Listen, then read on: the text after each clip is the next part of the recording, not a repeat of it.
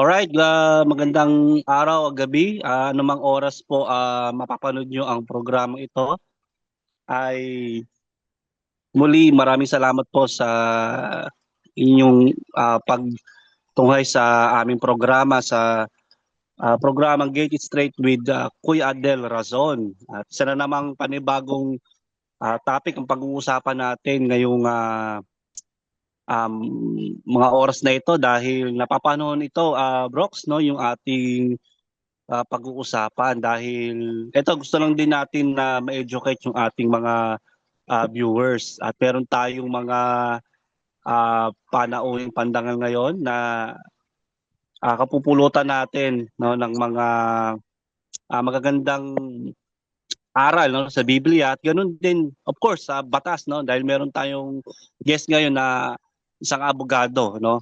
Ito po yung ating dalawa, pakilala na natin bros para hindi na tayo magtagal ano. Oo.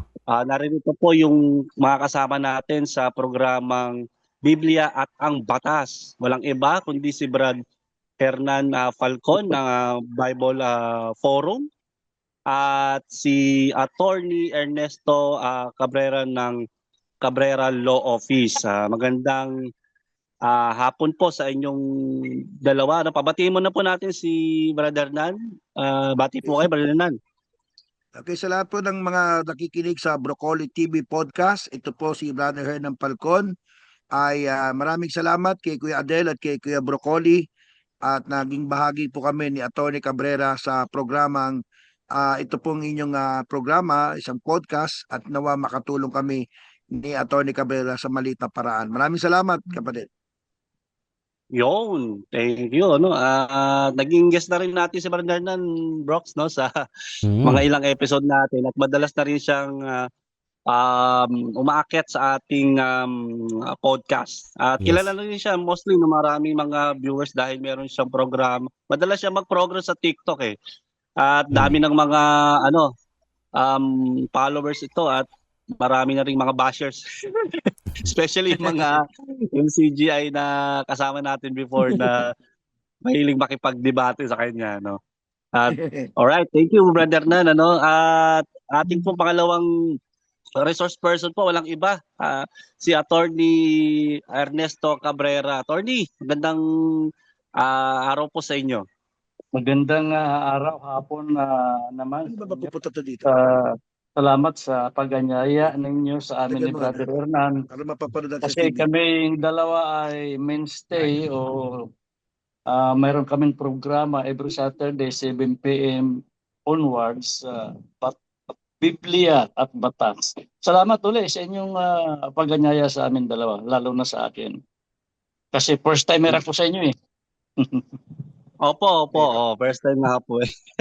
Actually, marami na rin po kami mga nag-guest dito sa aming episode na mga kilalang personalities like sina before box sina yung psychologist na si Randy Del Llosa, yung international court expert attorney si pangalan ng box nakalimutan ko si Rick Alan Ross. Rick Alan Ross, na-invite na rin po namin dito sa programa po namin, ano. Kaya yun po, this is very rin po no, mga diversified. Ano po ulit? Sorry. Good news po kapatid, naka-live tayo ng malaking TV dito sa SMX Manila. Sa studio namin sa SMX. Matindi. Nasa SMX tayo. Nasa malaking TV tayo. Yan o. Talaga po. Okay, yun. So yun po. Natin. Hindi man malabo lang no? Pero nasa TV tayo malaki, di ba Miss no? Drew? Yun, hello po sa mga taga SMX. May MOA, di ba? SMX.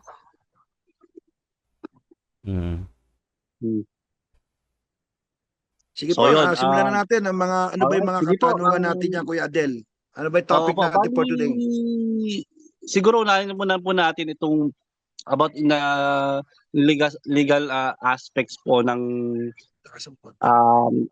regarding po sa ating topic, no, yung online accountability on cyber libel, doxing, and kasi po ngayon attorney, especially po no, within our community, ang dami na po pumapasok sa online, ano, maging nagiging online personalities na rin yung iba, and yet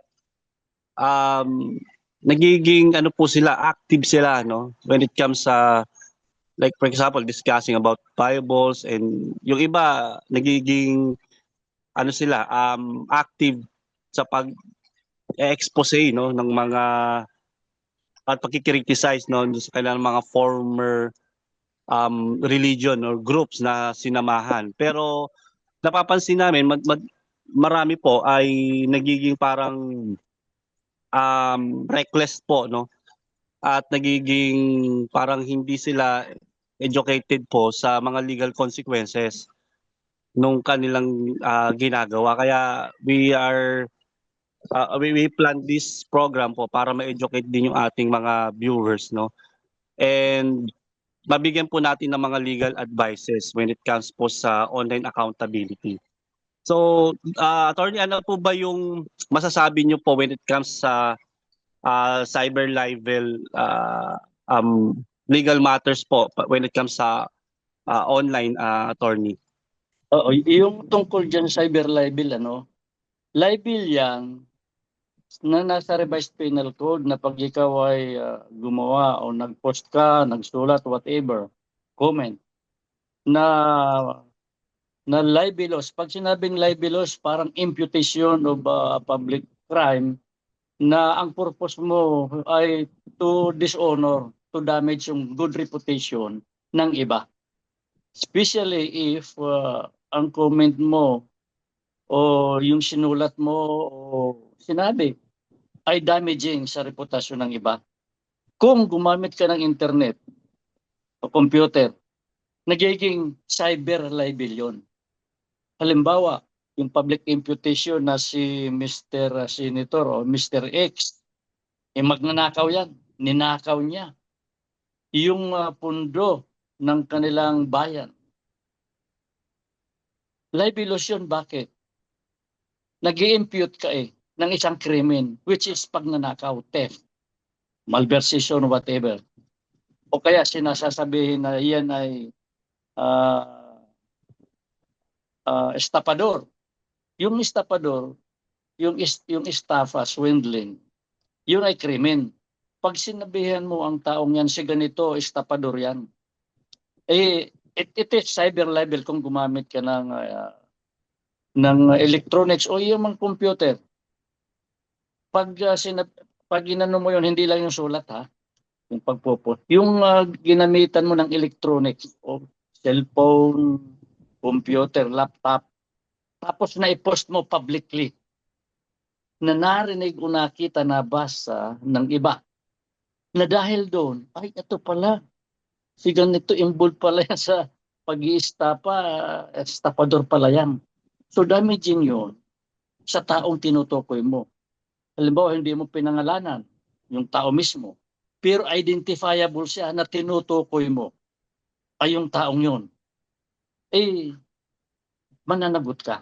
Cyber libel, considering na gumamit ka ng computer o yung mga gamit ngayon sa yung mga modernong gamit ngayon. Sabi ko nga, computer, laptop, cellphone, kahit na cellphone lang, na ang purpose mo marahil pwede rin na good fit ka pero sumobra ka, na wala ka namang katibayan, pero ipinost mo yon na hindi lang ikaw o kaibigan mo exclusive na yung mga associates mo ang nakabasa. Yung public, ibig sabihin nakita din yun ng publiko. Kaya pwede kang panagutin, accountable ka doon sa mga pinost mo.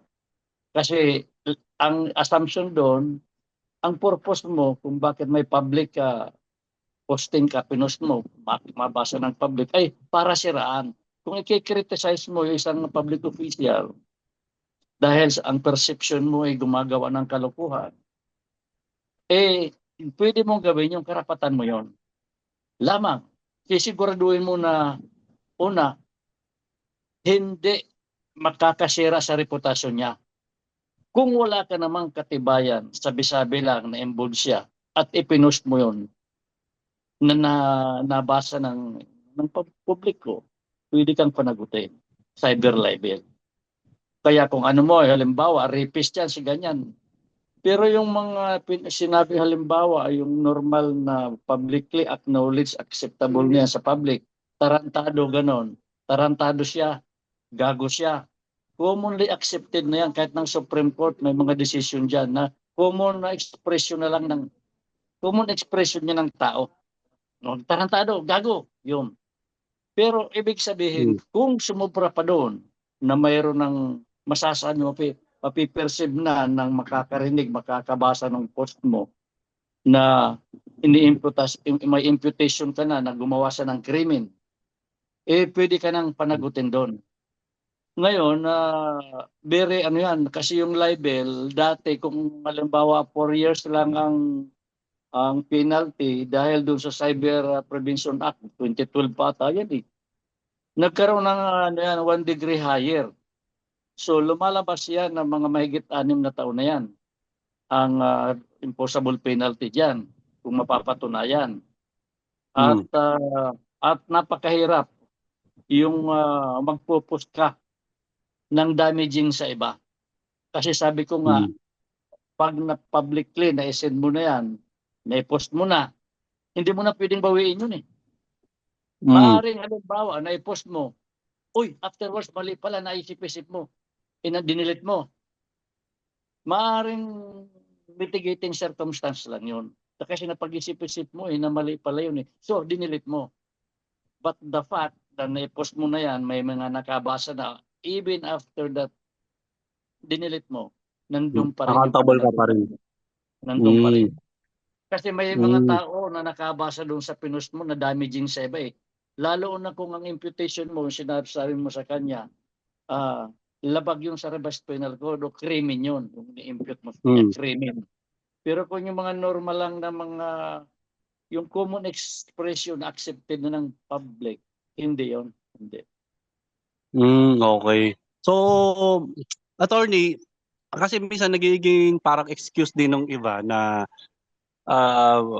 meron kami freedom of hello? expression, ganon. Karapatan ko na mag-criticize, ganon. Freedom of speech. Ano po ba yung difference ng freedom of speech sa pagiging responsible speech sa online? Yun nga, kung nagkikriticize ka lalo na sa public official, yung ginagawa niya, pag good faith yung pag-ano mo, yung pagkikriticize na talaga mapapatunayan mo naman na yun ang ginagawa niya. Kasi ang public official, subject yan sa mga criticism eh. Yes. Sabi nga ng Supreme Court kayong mga public official, huwag kayong onion skin. Ibig sabihin, yung mga i-criticize ka kung ang pamumuno mo bilang public official hindi maganda, sa public perception, pwede kang i-criticize. Pero ang purpose mo doon, na mapaganda yung ano mo, hindi yung para siraan siya. Kasi pwede din naman na kung ang ano mo, mag-file ka ng kaso sa ombudsman para imbestigahan kung may perception ka na siya ay gumagawa ng irregularity using his public office na sa pananaw mo, kailangan i-bring out. Pero kung ang purpose mo lang sa pagpo-post, kanya yung makakasira sa kanya, hindi naman maganda yun. Kaya kung gusto mo, sumulat ka sa ombudsman, ito yung mga ebidensya ko. Pwede ba, Mr. Ombudsman, imbestigahan nyo? Kasi, siyempre, pag government na mag-iimbestiga, dahil dun sa nagbigay ka sa kanila ng information, naging tulay ka para imbestigahan yung mga anomalya sa gobyerno, walang problema doon. Pero kung ang purpose mo, sinabi mo na ay, ano yan, di pa naman napapailan nga ng kaso, sinabi mo ng involved yan sa anomaly, milyon-milyon. Kung ano man public works, halimbawa sa flood control, sasabihin mo na gano'n. O kaya kasabwat siya ni ganito. Ang purpose mo noon hindi para siya i-prosecute sa ayos na pamamaraan. Ang purpose mo parang siraan na talaga siya at ang reputasyon ng tao, yun ang napakahalaga din. Kasi pag nasira ng reputasyon ng isang tao, yung karangalan mo wala na eh. Yung dati binabati ka pag nakakasalubong mo, ngayon hindi na. parang hindi ka na, ordinaryo ka na lang. Yun ang hindi maganda. At Oo. saka makakaapekto din yun, hindi lang kasi doon sa tao mismo. Bukod doon sa tao mismo, sa mga mahal niya sa buhay, asawa, mga anak, kamag-anak, at yung office niya at mga kasama sa office, mai-implicate din yun sa sinasabi na ang intention niyo ang intention, siraan na talaga. Kasi kung intention mo na i-criticize siya at nakita mo na may mga ginagawang anomalya, i-report mo. Kung may mga ebidensya ka, i-attach mo doon sa ano mo, sa report mo, sa ombudsman, sa NBI, sa PNP. Ganun ang dapat. Kasi usually, ginagamit na yung shortcut yung media, yung sa cellphone, computer, laptop, ipapublicly post na yan. Pag nangyari yung ganun at wala ka namang sapat na ebidensya at may papakita na may malice o bad faith sa pagpo-post noon, pwede kang managot. Kasi hindi na masasabi na good faith na yung pagkikriticize mo to correct yung mga errors niya in governance o irregularities. Opo. Parang attorney, iba ang parang medyo meron pa yung ang korte parang medyo may came pa ng konte sa mga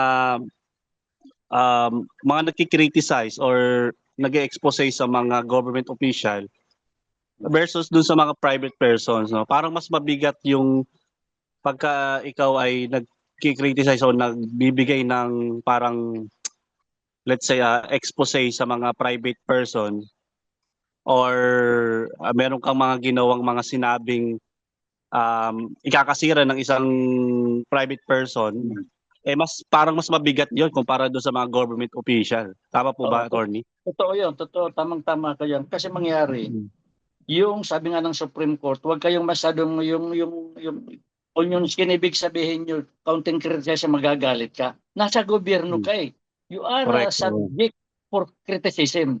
Hindi naman yung, lalo na kung constructive, napapabuti yung kanyang Pero kung destructive na ang purpose mo, siraan na talaga may malice ka na, hindi na good faith, yung pagkikriticize mo, masama yun. So between private persons and public officials, at subject ng criticism mo, mas mahigpit sa private. Kasi siyempre, yung private, anumang kinalaman ko sa mga ganon-ganon, pero public official kasi, they are entrusted with public service, nakakibat na doon yung pagkakaroon ng mga pundo na pwedeng masabi na maaring kinulimbat niya, pero ang project na sinasabi niyang gagawin, hindi naman naisagawa ng mabuti. Pero mga private, wala yon. Yung public, ang Supreme Court kasi yung freedom of expression, nandun yan, ikasama sa karapatan ng bawat isa. Na-criticize mo ang tao, lalo na yung mga nasa gobyerno. Kung na-perceive mo na gumagawa siyang hindi tama o anomalya na. Kasi hindi mo naman pwedeng pabayaan yung alam mo na may mga ginawang alam mo. Hindi pwedeng manahimik ka. Kasi, di ba sabi nila, bad things do happen because good persons do nothing. So, ang issue doon, i-criticize mo. Kung in good faith, na kung wala ka namang ebidensya, wag mong sabihin na siya ay involved sa anomaly. Kung wala ka pa namang, masabihin mo siguro, may involvement sa anomaly. Pwede yun. Pero kailangan may mga solid evidence ka rin to back up your declaration that that public official is involved in a government or unlawful or irregular activity in connection with his exercise of his function or yung government position niya. Opo. Pero kung minsan, attorney, kahit na minsan totoo na yung allegation, not necessary allegation, what I mean is totoo na yung yung accusations, no, regarding doon sa isang government official or even doon sa in a private person, no, kahit sabihin mo totoo na yung accusation, let's say meron siyang minolestya or meron siyang minanyak, pero wala ka namang ebidensya, no? Wala kang ebidensya. Mahirap pa rin yun, attorney, di ba? Dahil Mahirap yun. pwede kang Kasi ang isa sa mga purpose doon kung bakit ginawa mo yon na wala ka namang ebidensya, para siraan yung tao. Mm. Una, talaga anong purpose mo? Para yung biktima mabigyan ng hostesya. Kung yun ang purpose mo, pumunta ka sa bawsi, sa pulis. Mm. So tulungan mo yung kung sino man na palagay mo nagiging biktima para maimbestigahan at mapailan ng kaso kung sa pananaw ng DOJ, Department of Justice, dapat on ombudsman, dapat kasuhan dahil sa nireveal mong mga ginagawa ng private individual na yon, pwede. Pero kung sasabihin mo may ganito yan, ano yan, manyak yan, anong katibayan mo? O ngayon, Mm.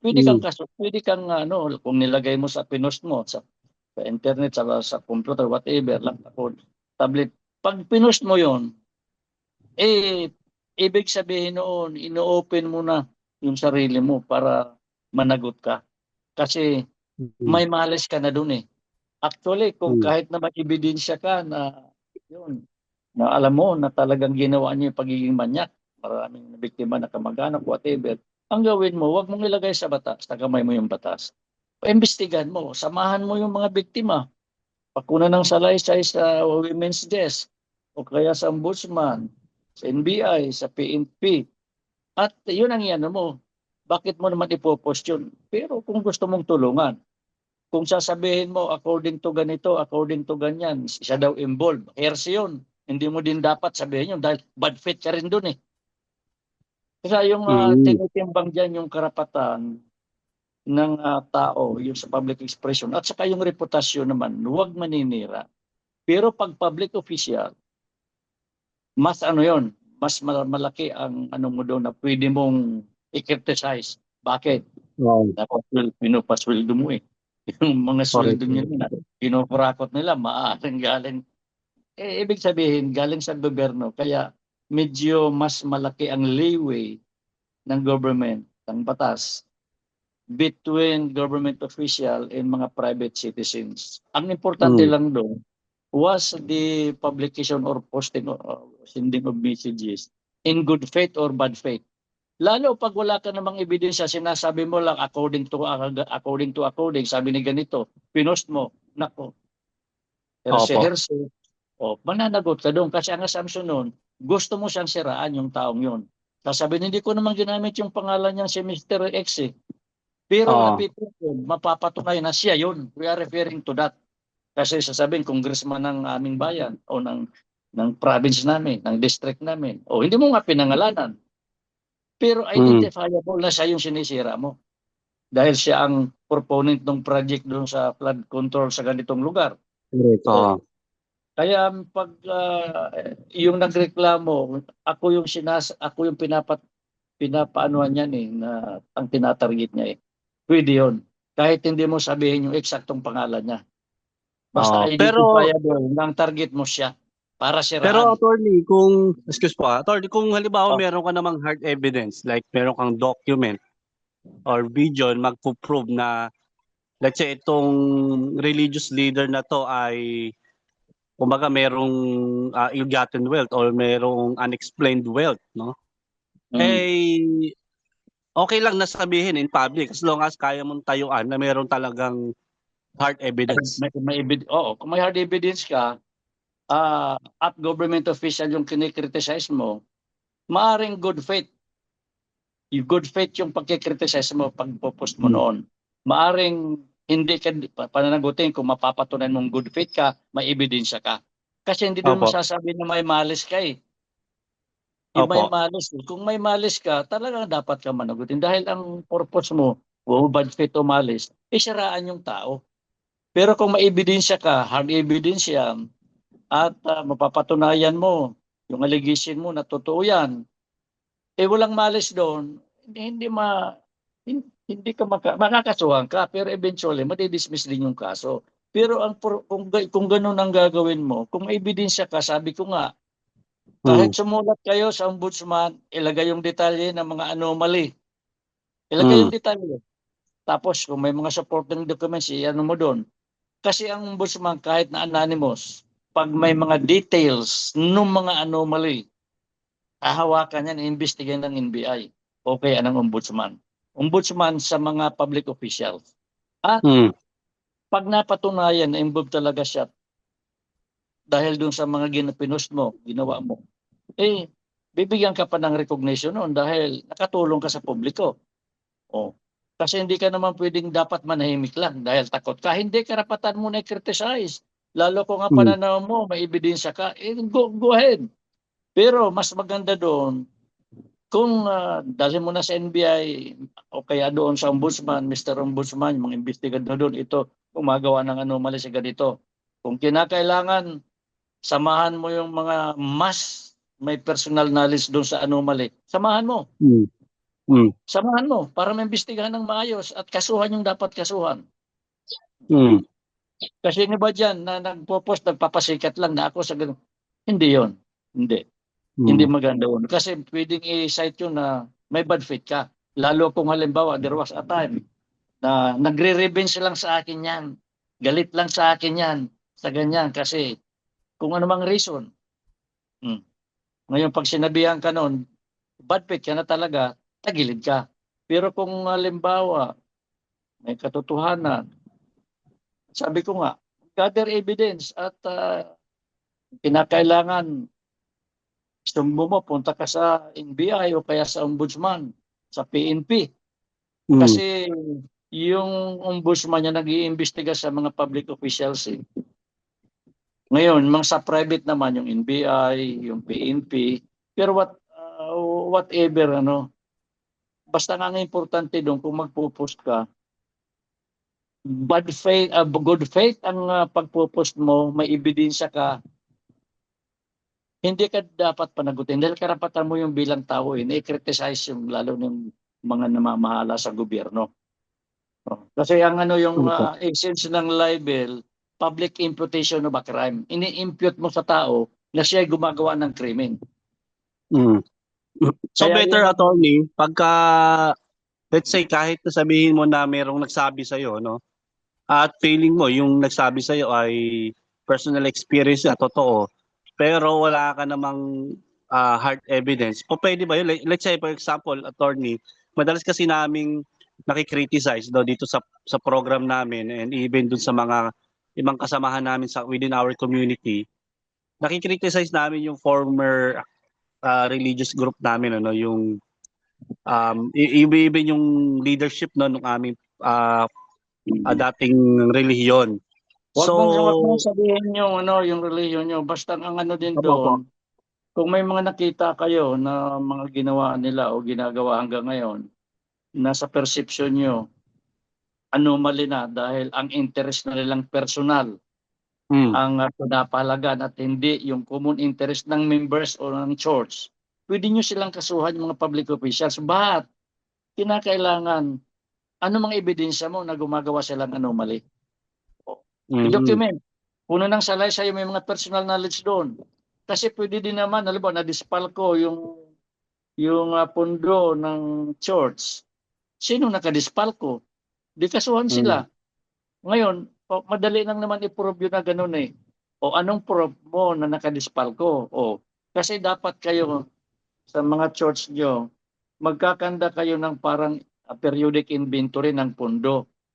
Na nandun yung natanggap ninyong mga contribution sa members at napapalob naman doon yung mga expenses, yung mga gastos nyo sa mga projects that will redound to the members. O nangulikta tayo ng ganito para magpatayo tayo ng isang chapel o kaya kung ano man sa isang lugar. So nag-contributan yung mga tao, yung mga members. Pero 3 taon na wala pang nakikita na na project na pinropose. Kaya yung mga members nagbigay kaya kasi in-expect nila pero many years na wala pa. So yung mga ganun na usually naman may mga encouragement yan eh. Kung hindi man public announcement ng namumuno, kung minsan nakapost yan sa website ninyo o ng simbahan na yon na they are requesting for contribution dahil may project tayo ng ganito. Ngayon, ano mo yun, i-authenticate mo yun, yung mga publication na yun, mga posting na nangangalap sila ng sa mga members. At yung i-ano nyo rin na magkano na ba talaga yung natatanggap. Kailangan mayroon din kayong katibayan noon sa inyong mga i-assert nyo na dapat malaman natin kung magkano yung natanggap ng simbahan ng mga leaders tungkol sa project na yon para may basihan. Kasi kailangan may ebidensya hindi lang yung okay, magagawa tayo ng project, mag-contribute tayo. Nasaan yung dapat may listahan? Ito yung mga listahan ng mga nagbigay. Mas maganda nga kung karamihan naman ng mga members wala nang check para may paper trail. Ngayon, kahit na wala, yung listahan lang sa mga team leader, o listahan na nag-contribute, ito si Mr. X, XYZ, nag-contribute ng tag 200, tag 200, total. Dapat noon may comprehensive listing para malaman kung magkano yung natanggap ng leaders. And at the same time, yung project na sinabi, kailangan kung magpa-project, pwede bang malaman Mr. Leader, mga store supervisor, yung project na gagawin doon sa lugar na itong chapel, ilang taon dapat natin yan matapos?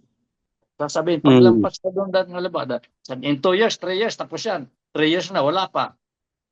At saka dapat eksaktong saang lugar yun itatayo. Yung mga religious activity. Ngayon, magtatayo tayo dyan ng negosyo. Pwede din naman yun.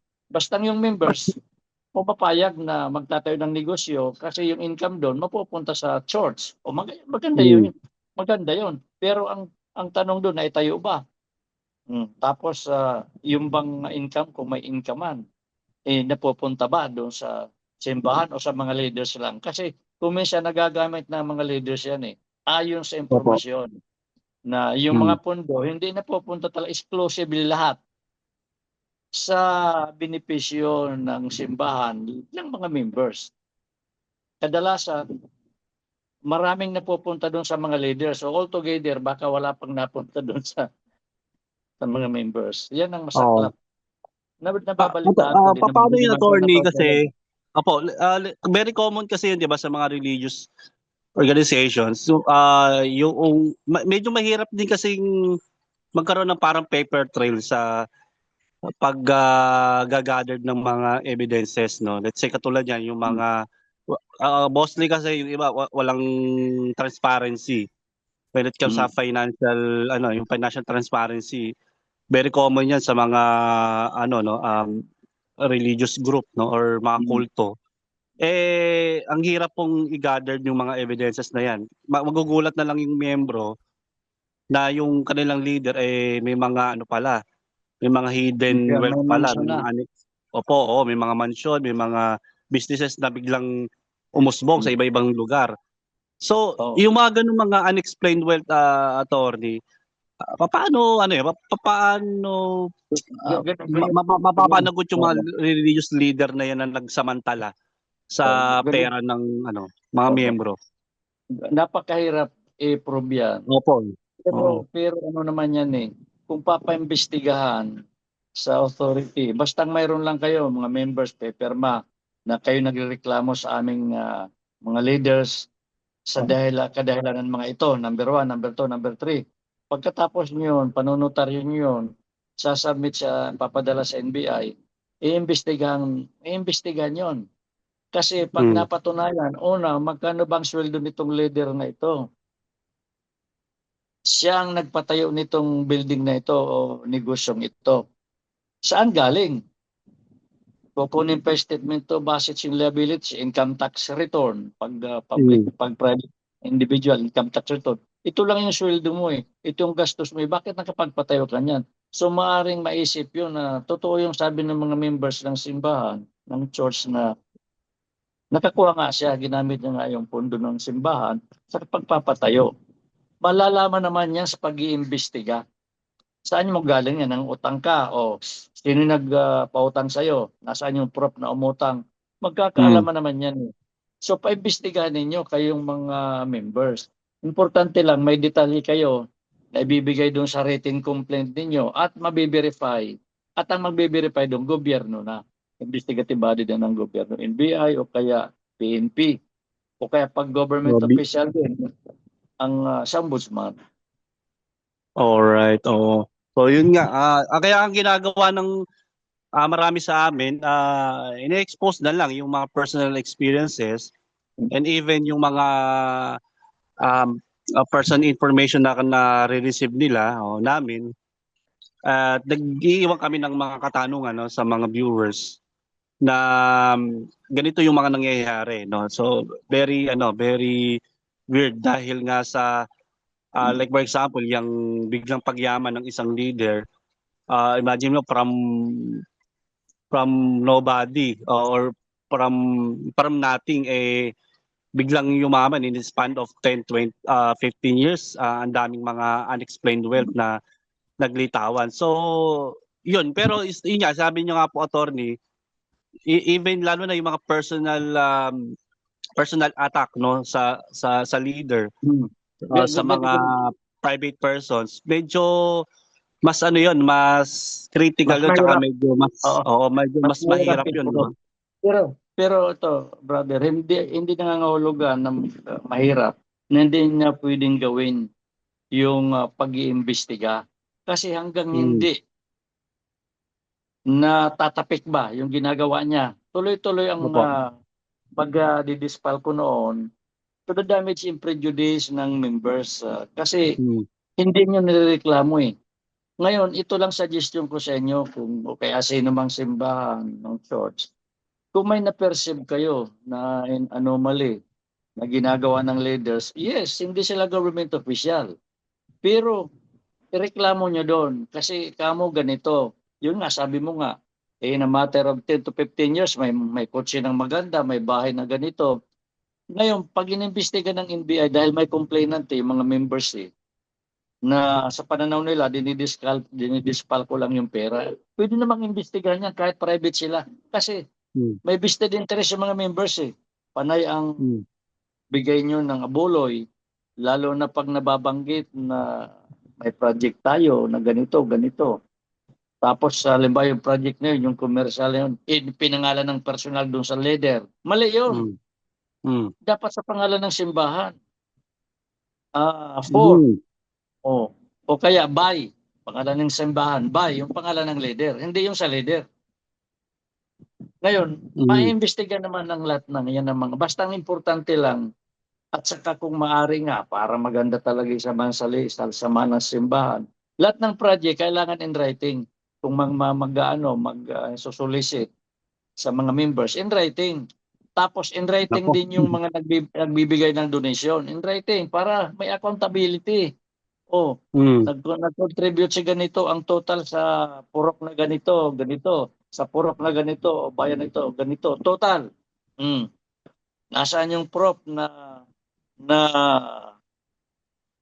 ginamit yun sa project na kung saan man dapat sa mga pagsusulisit nakalagay doon saan ba gagamitin yung pondo. Dapat nakalagay doon. Tapos may period din yun. In 2 years, makakatayo na tayo dyan ng pero kaya ng negosyo. Na ang negosyo yun, hindi talagang kung may income doon, mapupunta talaga sa simbahan, sa church, hindi doon sa mga leaders. Siyempre, ang namumuno doon yung leaders, pero dapat yung mga matitinong leaders na ma'am, dapat mayroon silang kusang na pagsasagawa ng ito na yung total na contribute, na receive. Ito na yung project natin. Ibig sabihin, transparent. At saka kung yung maaari nga, dapat mayroong monthly o kaya quarterly submission ng financial report na nandun yung natanggap ng simbahan. Nandun din, nakikita din doon yung ginastos.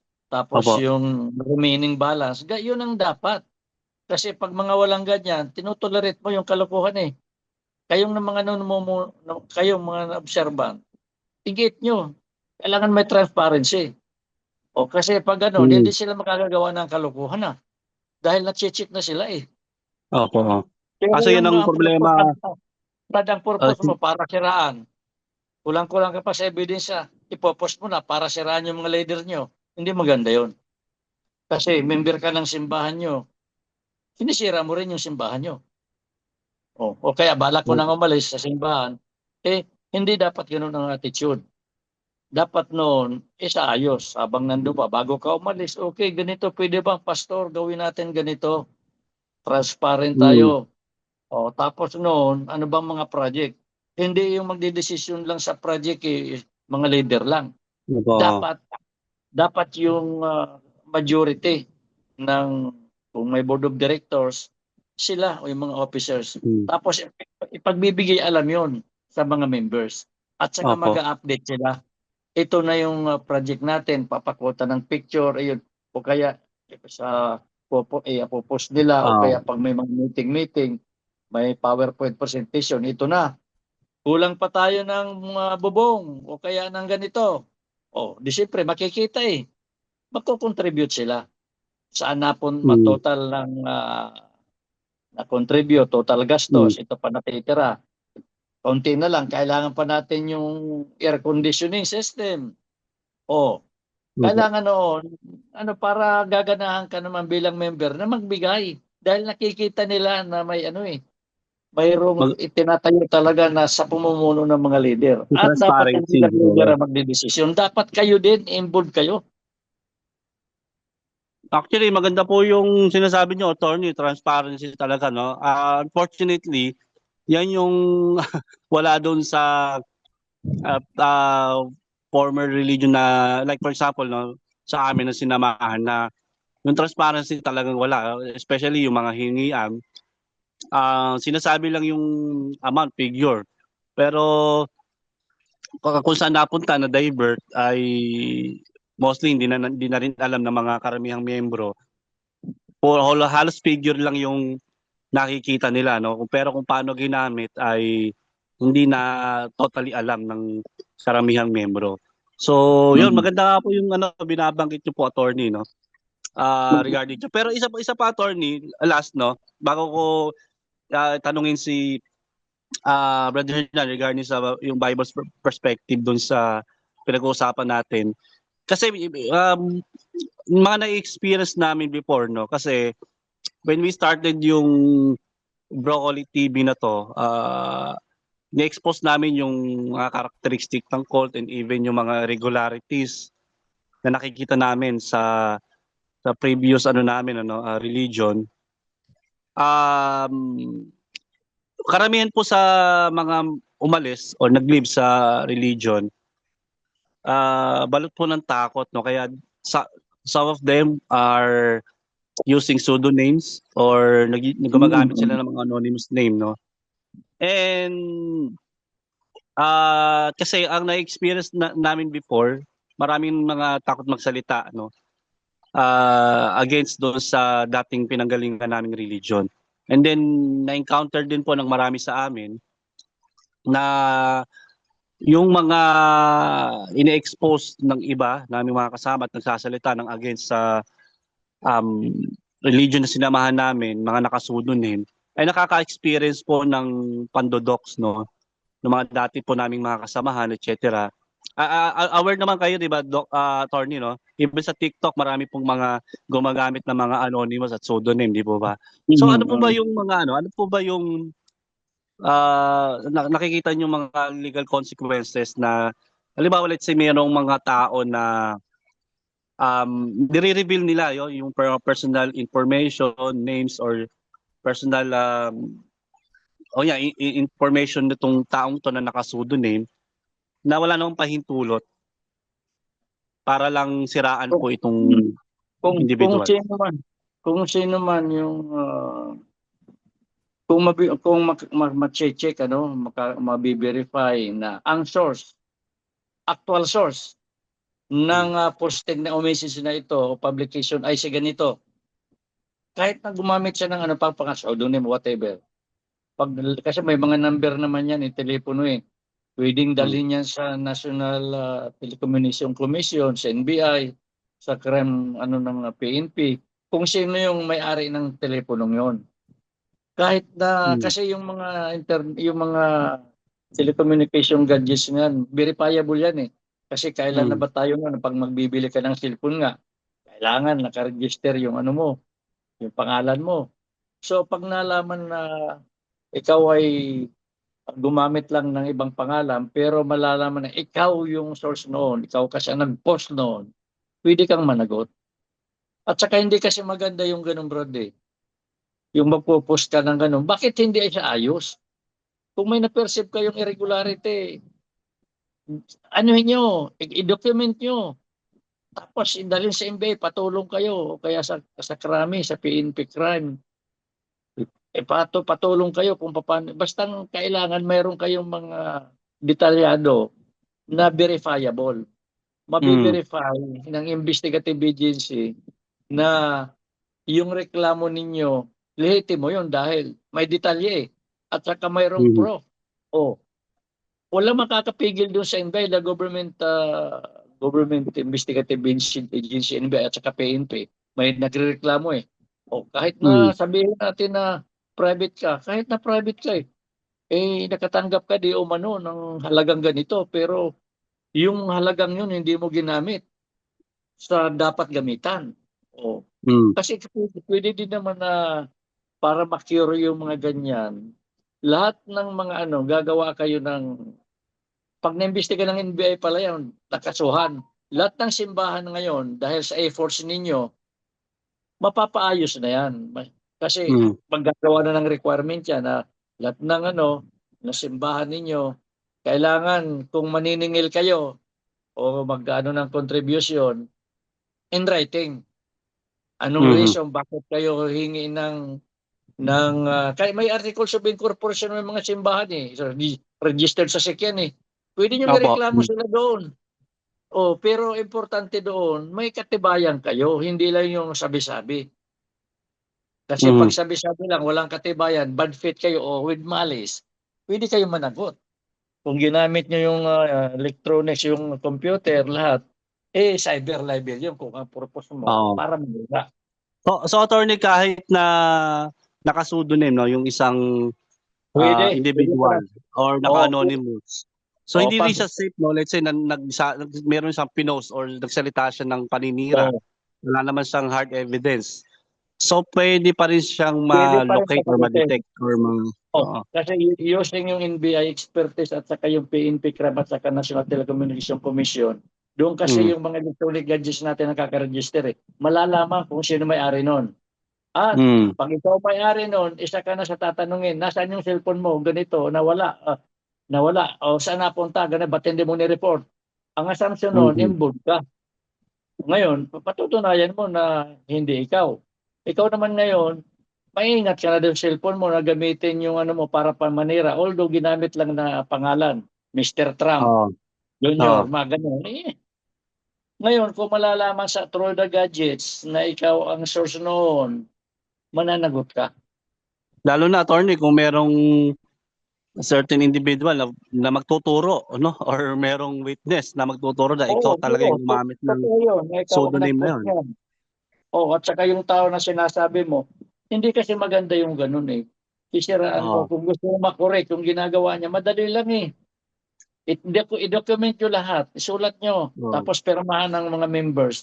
Dalhin sa NBI, ipanotaryo, dalhin sa NBI. Imbestigahan niya. Basta nandun yung detalye ng reported irregularities ng leader.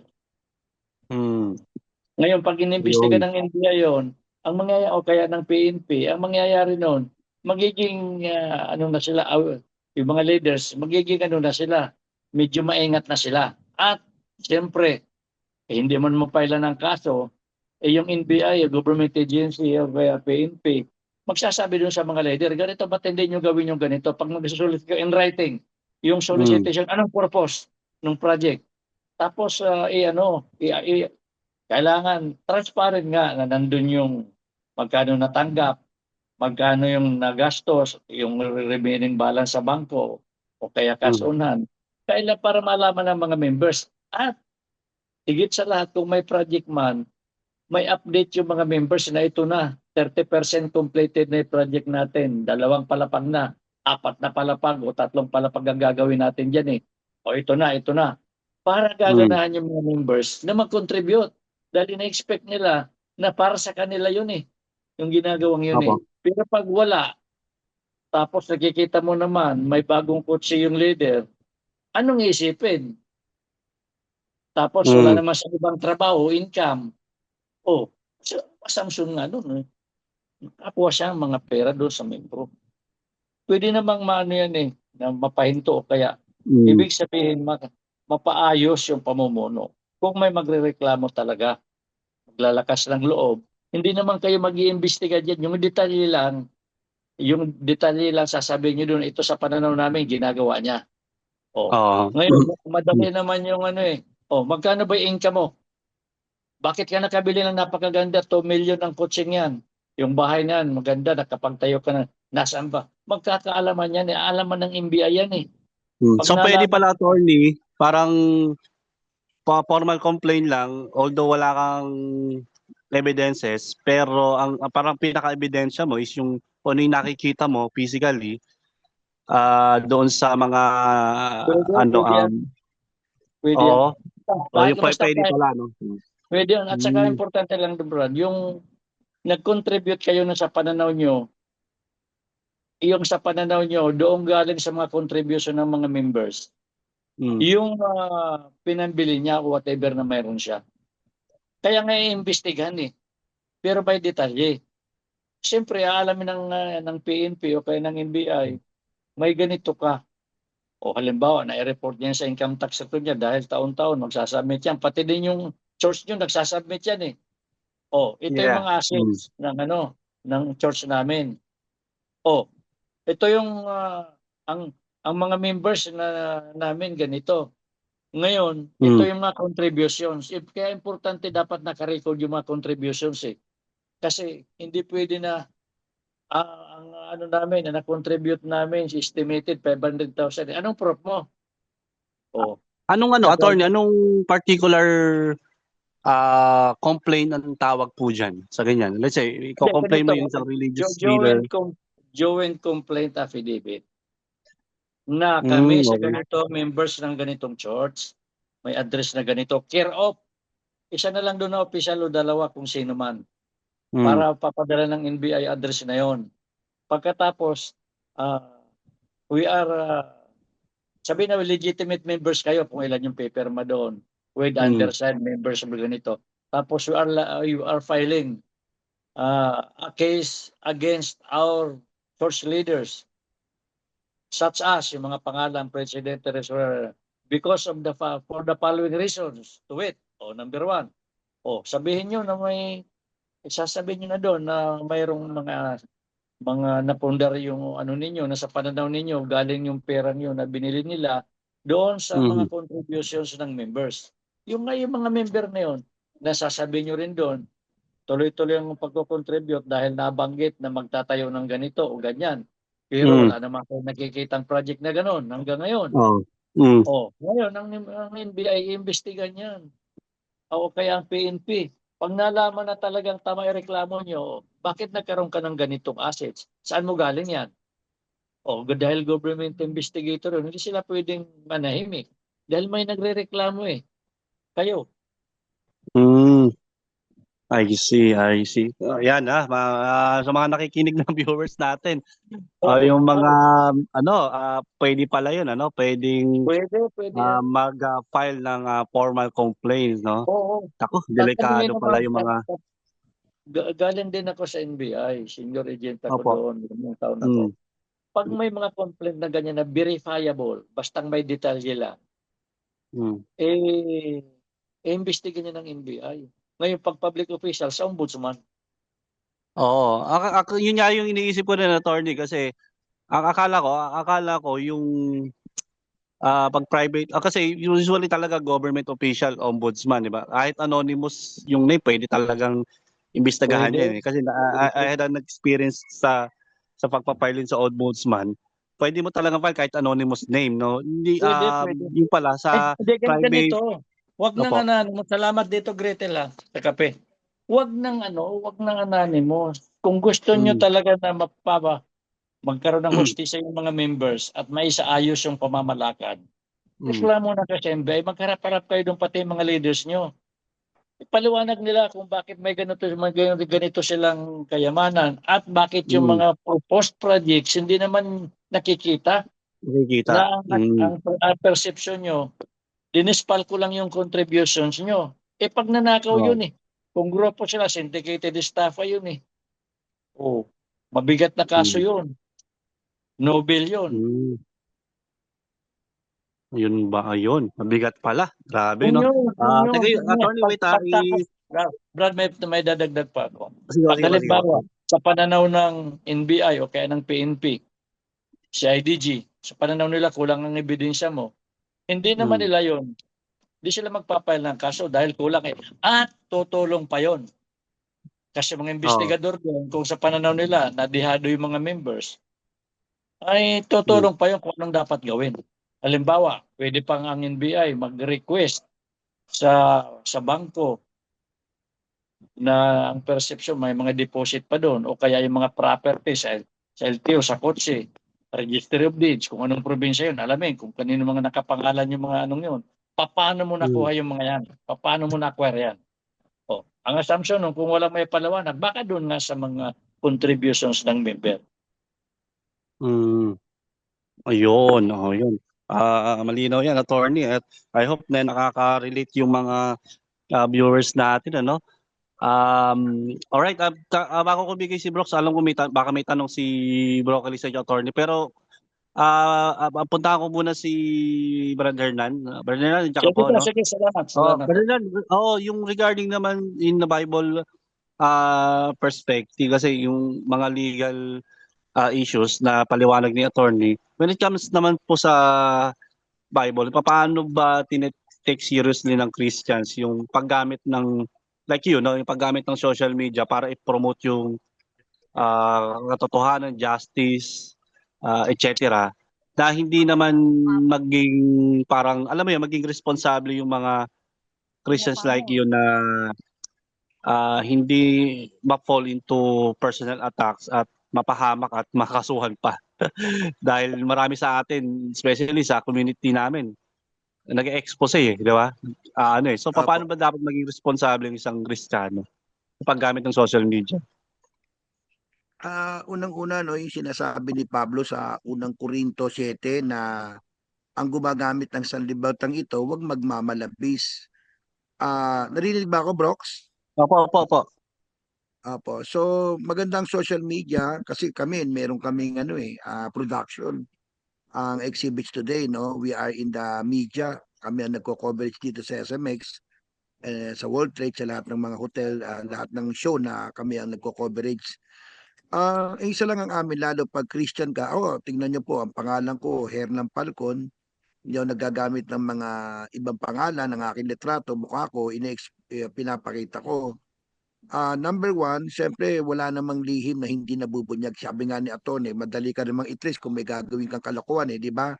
Nasa Lucas yan, 12:2, walang lihim na hindi nabubunyag. Well, being a minister and being a Christian, kailangan talaga yung you have to hold in the truth, no, na katotohanan lang ang sasabihin mo. Your motive, sabi nga ni Atone, dapat ang motive mo loging good faith. At pag sinabi mong good faith, we are not, tinuruan naman tayo ng Biblia, kapatid na Brock, na wag umatake sa personal. Ang atake natin, yung spiritual na atake, yung sinasabi ni Pablo, for we wrestle not against flesh and blood. Kaya sa programa ko rin, kapatid na Brooks, okay, we expose, pero ang ina-expose natin yung doktrina, yung aral na mali. Kaya hindi kami nagme-mention. Isa yung sa mga pinagbibiling ko sa programa, huwag tayong personally na umatake doon sa tao or pangalan ng tao, but the activity or the doctrines of a person, yun ang inaatake natin, kapatid. At kapag umatake ka naman, kapatid na Brooks, kailangan yung Isaiah 8:20, sa kautusan at sa patotoo, kung hindi sila magsasalita nito, tunay na walang umaga. Alam mo, dakdak ka ng dakdak lang. Alam mo, salita ka ng salita, wala ka namang ebidensya, hindi ka dapat mananagot ka nun. Di ba, Brother Brooks, no? Kapatid na Adel.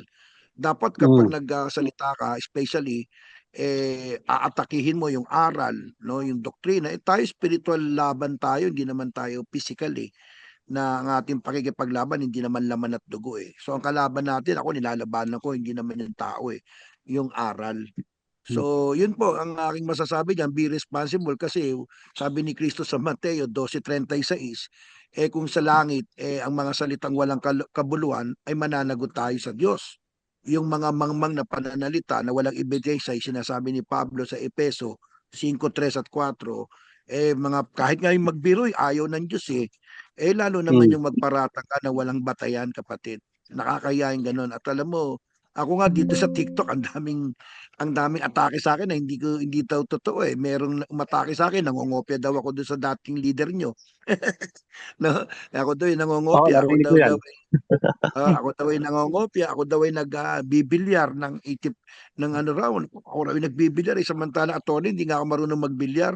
So it is okay lang sa akin yan, yung mga ganyang atake. Ewan ko kung libel ba yon o paninirang puri na sa akin. Pero sa Oo. akin, no, kahit anong kasinungalingan nila, kahit anong pag-aatake nila sa akin, yung sinabi naman ni Kristo yun sa Mateo 5:11 hanggang 12, mapalad kayo kapag kayo pinagwiwikaan na pawang kasinungalingan. Kapag kasinungalingan naman, hindi naman magtatagal yun, kapatid. Halimbawa, magdadaldal sila sa TikTok. Time will come kung makakalusot sila dito sa lupa, sa gobyerno. Minsan nga gusto ko nang idemanda eh. Kaya lang sabi niya akin ni Mm. attorney, mahalin mo na lang ang kaaway mo, ipagdasal mo sila. At alam mo, mayroon akong ano niya, testimony ko niya, Kuya Adel, na may Mm. mga dating naninira sa akin ngayon kapatid na namin, kapatid na Adel. Dahil ang isinukli ko sa kanila, imbis na demanda, ang isinukli ko sa kanila respeto rin at pagmamahal. Mm. Dahil doon sa respeto at pagmamahal na ipinakita ko sa kanya, aba naging kakampi ko, attorney, di ba, attorney Ernesto? Attorney Mm. Cabrera? Oo. Naging Oo. kakampi. Totoo pala yung effective pala yung sabi ni Kristo, mahalin mo ang iyong kaaway. Kaya ang ginagawa, imbis abang sinisiraan ako, totoo yan Brad, meron ako ditong kasama ngayon, dating sobrang manira sa akin. Dating kung walang niya, pag nakita pa lang ako, talagang pinagmumura na ako at pinagwiwika na ako. Pero pinakitahan ko ng kabutihan, kapatid. Pero yun nga, sabi nga ni attorney, ibigay nyo kay Cesar ang kay Cesar at ang sa Diyos ay Diyos. Pag lumabis naman sila bro, hindi naman Oo. ako ibibigay ko din yan kay Cesar kapag lumalabis na. Dahil kung kay Kristo hindi lulusot yung mga salitang walang kabuluhan lalo na sa gobyerno. Walang Oo. panlalait sa kapwa-tao, salitang hindi tama na hindi mananagot sa batas ng Pilipinas. Yun ang sagot ko, kapatid. Yes. Meron kasi talaga even kami na-experience namin 'yan, no. Meron talaga may mga atake na kung minsan na-tolerate mo pa, 'di ba? Medyo okay pa. Alam mo may mga asaran sa social media tayo Opo, na opo. may gano'n, may mga personal kung minsan. Pero minsan may mga iba na sumosobra na talaga, 'di ba? At umaabot sa Minsan nga, punto na talagang minsan atakihin ako, alam mo, kalbo, panot, no? Ginaganon ako, sabi ko, okay lang yan. hmm, Minsan ganun ang atake, biro mo nag-usap kayo tungkol sa aral, sasabihin na kalbo, panot, no? Minsan tinatawag ka pang mga bastos na pananalita. May hmm, nagmumura pa, pero mo si kapatid na Gelly, kung murahin pag-akit pa lang na sa platform Kaya lang sabi ko nga sa kanila, lahat naman ng bagay na sumosobra, meron namang isang Diyos na hmm, magbibigay ng justice. Yun ang sabi ng Bible naman. Ako naman ang gaganti, sabi ni Pablo sa Roma 2:19, huwag kayong magsihiganti. Diyos ang gaganti. Kaya lang meron tayong batas, katulad ni Atty. Ernesto Cabrera, na kapag inapi kayo, ipagtatanggol kayo ng batas sa pamamagitan ni Ernesto Cabrera. Yun ang sagot ko. oo, yun nga yung mahirap din ano. Buti ikaw mataas ang tolerance mo sa gano'n, 'di ba? Paano yung ibang mga tao? Kaya kung minsan mahirap din talaga i-underestimate mo yung mga tao na ine-expose mo o kaya ay kini-criticize mo, na akala mo walang ginagawa, 'di ba? O hindi aaksyon doon sa sinasabi mong paninira. What if kung gumawa ng step or hakbang na ikaw ay Oo, na kasuhan, 'di idemanda ba? ka. Opo, opo. Idemanda ka, Kasi lang, masakit sa ulo 'yun eh. opo, Tama ba?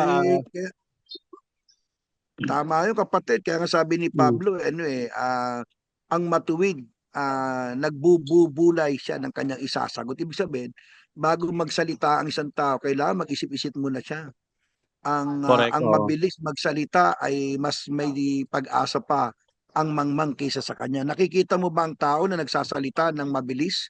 Mas may Hmm. pag-asa pa ang mangmang sa kanya. Ibig sabihin, pag nagsasalita ka, di mo iniintindi yung konsekwensya. Yes. Malaki ang Hmm. sakit ng ulo mo ron, kapatid. Kasi whatever you sow, you shall reap. Nakasulat sa Galatia 6:7 yan. Pag nagtanim ka ng ganyan, magkaaani ka ng sakit ng ulo, kapatid. Kaya Correct. ako mostly, bro, sa programa Opo. natin kapatid, no, Broccoli, maging sa programa mo naman, dapat ang atake talaga, pinagbibiling ko lang, wag physical. Walang ano. Ngayon, Personal kung may attack. problema ka sa kaso, may ebidensya ka, sabi nga ni Tony, gather the evidence, yun, dali mo sa ombudsman, dalhin mo sa NBI, NBI. sa PNP, kung ang Oo. pag-uusapan naman legal. Pero alam mo, bro, in our Christian life, sa paglilingkod natin sa Diyos, hindi natin pwedeng hindi magkaroon ng kaaway. Sabi ni Pablo sa Galatia 4:16, kayo bagay naging kaaway ko sa pagsasabi ko ng katotohanan. Sometimes, telling the truth spiritually, hindi tayo pwedeng walang kaaway. Meron talaga tayong makakaaway. Dapat tanggapin na natin. May maninira sa atin, pero it's in the level of spiritually. And kung gusto mo namang may lumalagpas na sila beyond that, may batas naman. Di ba, Attorney? Attorney, Oo, may batas totoo naman. yan. Totoo yan. Brother Erna, nabanggit mo na yung sa halip na awayin mo, yung gumawa sa'yo na hindi maganda, di ba sabi ng Panginoon, sunod mo nabanggit din yun doon? Na pag Oo, sinampal ka Mateo sa po. kaliwa, anong dapat gawin? Hindi mo sinampal ka Ibigay sa mo pa kabilang yung kaliwa. pisngi. O yung kanan, Ang ibig sa sabihin, kanan. May ibig sabihin talaga no, na kung maaari, wala yung away-away, wala ganti-gantihan dahil ang mga kapwa, ang mga Muslim brothers natin, hindi naman siguro sa ngayon na, pero noon pa, at saka yung din kasi yung bang sa Mindanao parang ganoon eh. Pag gumawa ng krimen doon sa isang parang grupo-grupo ng pamilya, gaganti yun kung nakapatay, patay din. Kaya ang binago ng Panginoong Hesus na yung mali, wag mo nang anuhan din. Sa halip pagmamahal nga, kaya pagmamahal na yun nga. Pag sinampal kasi, sampalin mo pa ako sa ano. Kaya sa aking pananaw, napakaganda yung ilagay na lang sa batas sa halip na manira ka na wala kulang ka naman sa ebidensya, Oo. document mo yung reklamo, pirmahan ng mga members kahit na sabihin natin mga 20, 30, 50, 100. Tapos ipanotaryo yun, tapos submit sa NBI, iimbestigahan yan. Pero kailangan kahit na papaano, may detalye kayo doon na masasabi. may Anong ebidensya. irregularity? O anong irregularity yung mga sa pananaw nyo, ginawa ng opisyal nyo. Kahit na yun lang, na pananaw namin eh. At 10 years ago, ito lang ang property niya. Sumasakayan sa medyo second hand na sakyan. Ngayon, magagara na at hindi lang isa. May mga property pa sila. Malalaman naman yun eh. Iimbestiga ng gobyerno eh, ng NBI eh, o kaya ng PNP. At pag napatunayan na hindi legitimate yung source ng pinanggalingan niya, pwede siyang makasuhan. Di ba? Maisasaayos ngayon yung samahan, yung simbahan nyo dahil sa efforts nyo. Pero maninira lang kayo just for the sake na hindi maganda yun. Iba cellphone lang, bro. Yun, thank you, Okay. Attorney. Actually, di ba, yun nga sinasabi ni Brother Hernan kanina, abala rin talaga yan. Minsan kahit na totoo na yung sinasabi mo, Attorney, personal experience mo, experience din ng iba, but wala ka namang enough evidence no to prove, no? Pero at once na ikaw ay pinailan, no, na filean ng kaso. Sakit din sa ulo, Attorney, lalo na kung wala ka namang pera, di mo ba? Dahil kailangan mo Masakit. sumagot. Kaya nga po. Tama ba? Masakit, Kapatid dahil, bro ko. Brother Hernan, kuminsan dahil sa mga ganon, sa halip na Oo. Panginoon, yung papapurihan mo, iisipin mo bago matulog, iniisip mo yung kaso eh. Di ba malaking epekto sa iyo? Totoo, ang hirap ng may kaso. Mahirap yung, hindi lang ikaw naapektuhan, pati yung mga mahal mo sa buhay dahil nakikita nila na malungkot ka, hindi katulad noon na masayahin ka. Tama po. Narinig pa ba Magkano ako, po ba, Attorney, Kuya yung Del? after tax Kuya Del, fee? narinig pa ba ako? Sige. Sige pa. Brother Hernan. Medyo lumalakad kasi kami na medyo sinara na yung SMX. Okay. Naku, napakadami naman nating natutunan na. Siguro, meron tayong part 2, bro. Pwede ba tayo mag-part 2? Sige, ano na ba natin? Sige, magpapaalam na pala. Sige, pwede naman, i-ano na natin sa part 2 na lang. Meron pa Medyo naman tayong oras. Meron pa naman tayong hour oras. na rin Sige, pala bro. Tuloy pa rin tayo. tayo. Pero Sige, baka hindi na tayo masyadong magtagal kasi medyo mawawala yung wifi kasi sinara na itong SMX. Pero tuloy-tuloy pa rin tayo, bro. Ba't hindi pa Sige, last namamatay? message mo na lang, Brother Hernan. Sige. Yun lang ba, be responsible. Siguro, sometimes your passion na maibulgar at masabi, yung siyempre pagmamahal, mahirap din ginagawa nyo, kapatid na Broccoli, kapatid na Adel, no? Mm. Oo. Sometimes yung pag-expose natin, medyo mahirap talaga. Kaya lang, sabi nga natin, gawin natin ang lahat ng bagay na may kaayusan at may karapatan. Yun lang siguro maalala natin, na kapag tayo ay aatake o kaya bibira, siguro dapat may kautusan at patotoo. Ibig sabihin, may testimony, may ebidensya para hindi tayo masisilipan. Maraming salamat po kay Broccoli at kay Adel sa pag-imbita sa amin dito sa programang Broccoli TV. Maraming salamat sa inyo and God bless you po, bro. Sige, thank you, Brother Hernan. Sige po, attorney, last word po.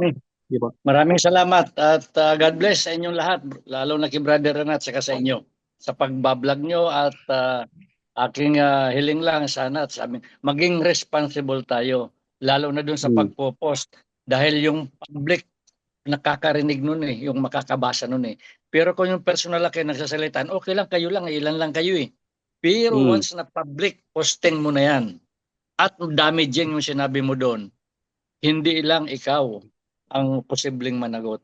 Pagsisihan mo. Yan lang. Maging responsible lang tayo sa pagpo-post ng mga bagay. Amen. Opo. Kuya Adel, meron akong announcement. Okay lang, Kuya Adel. Sige po, announcement ako. Sige po. Yung pong mag-aabang sa amin tomorrow sa Biblia at Batas, medyo next week po tayo. Medyo papunta po si Brother Hernan kasi sa malayong lugar, sa bundok at tayo magkakaroon ng malaking gawain. Diyan sa may bandang Aurora, Quezon, medyo bundok, walang signal. Kaya medyo next week nyo na po kami mapapanood uli ni Atty. Cabrera sa programang Biblia at Batas. Pero salamat dahil nagkaroon kami ng advance pa rin at hindi nyo pa rin kami mamimiss sapagkat nag-guest kami dito sa Broccoli TV. Salamat, Kuya Adel. At Kuya Broccoli, salamat po. Thank you po. Okay, Thank you, attorney. Salamat, Adel at sa inyo, Brother Hernan. Okay, bye-bye. Next time po ulit. Kinapos tayo sa oras. Next time. Okay. Ayan po yung ating part 1 episode, Brooks. Kapos sa oras, ang dami ko pang gustong itanong. Ikaw, hindi ka rin nakapag-tanong. Sorry. Sa part 2 lang. Ang bilis ng oras Thank you po, thank you. isang oras na pala tayo, hindi ko rin na namalayan. But anyways, yun muna yung ating part 1 ng episode natin ito, no? About sa online accountability. So hopefully sa susunod ay makakapanayam ulit natin si Brother Hernan at si Attorney Cabrera. Muli, ito po ang inyong Kuya Adel. At sa muli po nating pagkikita at subaybayin niyo po uli ang ating next episode. Dito po sa Get It Straight with Kuya Adel Rason. Maraming salamat po sa inyo lahat. Sa langit, ligaya ay walang hanggan. Kulto pala, anong saklap? Sana noon pa, agad nalasap. Kami ay naggamit sa sariling pakinabang. Paano na ang nasayang na taon? Sana makabawi pa sa pagkukulang at nawalang panahon.